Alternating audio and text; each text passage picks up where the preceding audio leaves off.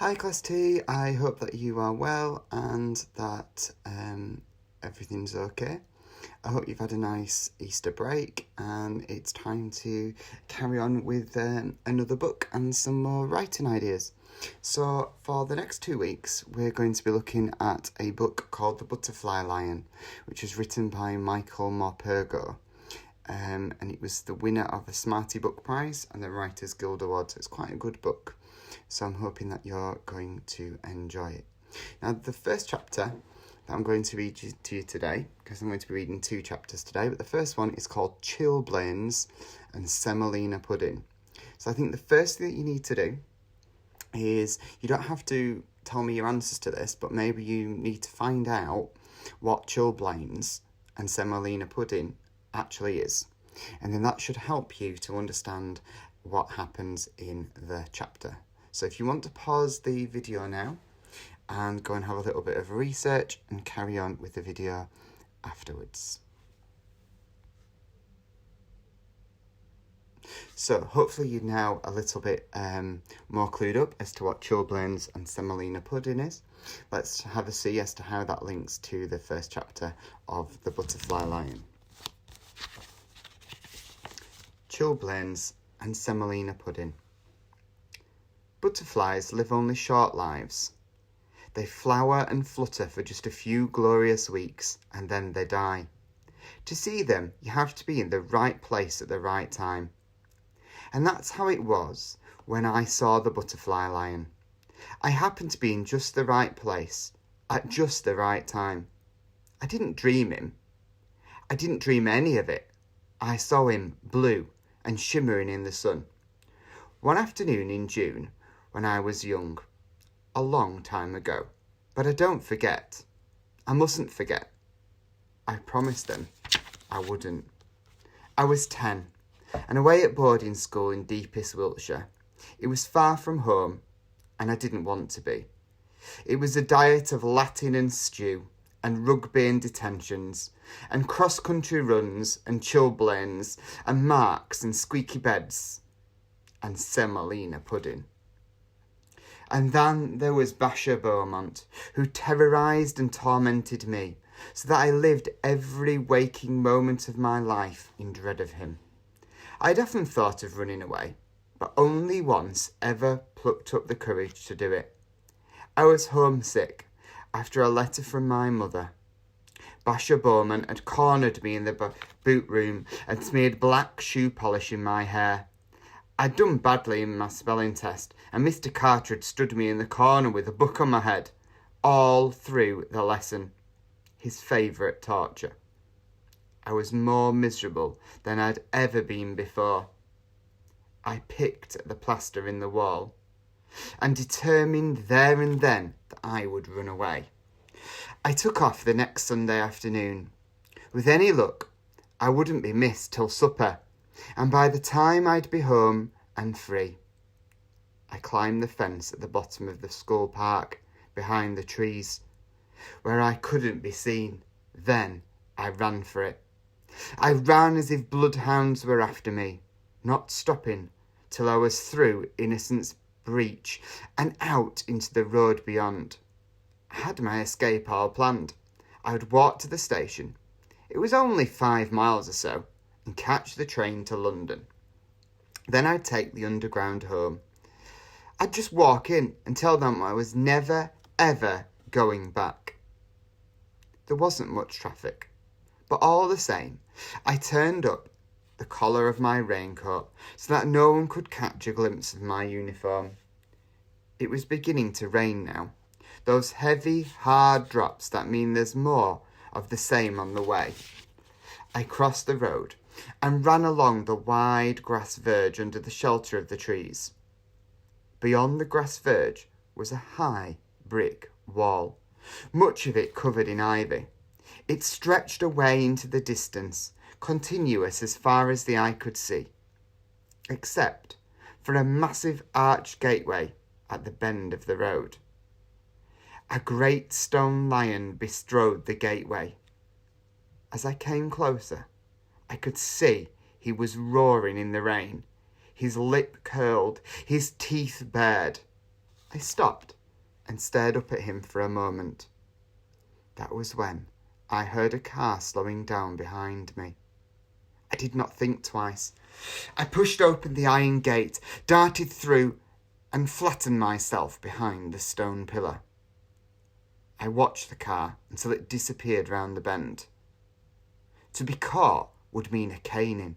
4 strokes, maybe 6, across the back of the knees. Worse, I'd be back at school. Back to detentions. Back to Basher Beaumont. To go along the road was dangerous. Too dangerous. I would try to cut across country to the station. It would be longer that way, but far safer. Chapter 2. Strange Meeting. I was still deciding which direction to take when I heard a voice from behind me. "Who are you? What do you want?" I turned. "Who are you?" she asked again. The old lady who stood before me was no bigger than I was. She scrutinised me from under the shadow of her dripping straw hat. She had piercing dark eyes that I did not want to look into.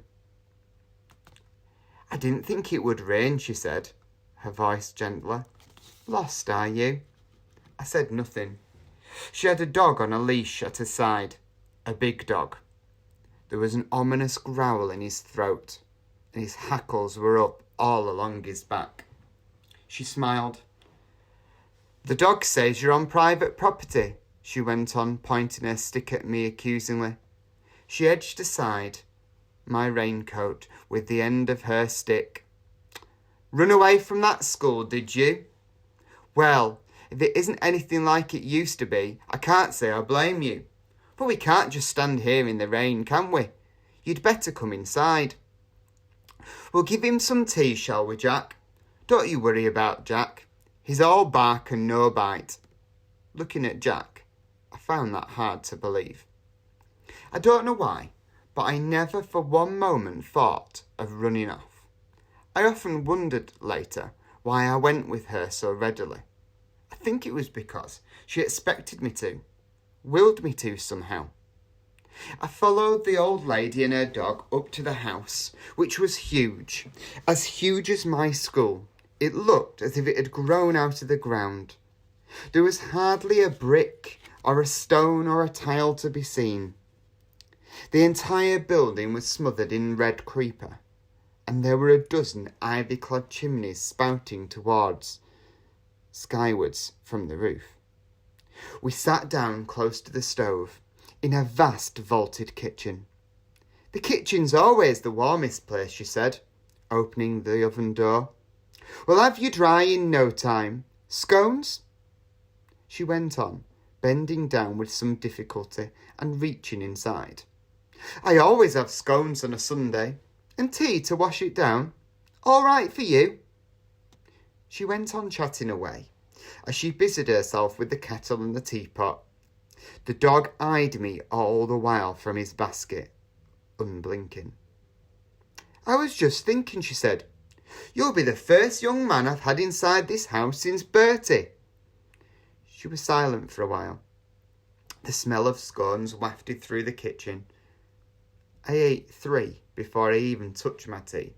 They were sweet and crumbly and succulent with melting butter.